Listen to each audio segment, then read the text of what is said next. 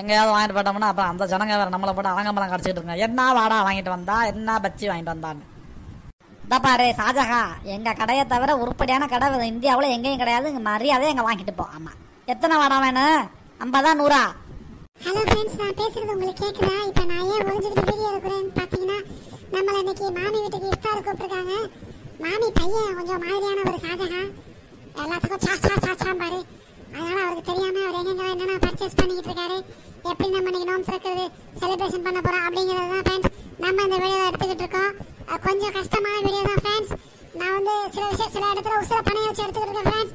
Like பண்ணுங்க friends, லைக்கே பண்ண மாட்டேங்கிறீங்க ஃப்ரெண்ட்ஸ், எரிச்சலா வருது ஃப்ரெண்ட்ஸ்.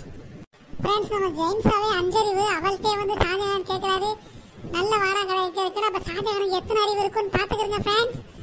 அவன் நல்ல வாடா கடை எங்க இருக்குன்னு ஜெயின்ஸாவே வந்து கேட்குறாரு. இப்போ ஜெயின்ஸார வாடா வாங்குவாரா மாட்டாரா அப்படிங்கிறத கமெண்ட்ல சொல்லுங்க ஃப்ரெண்ட்ஸ்.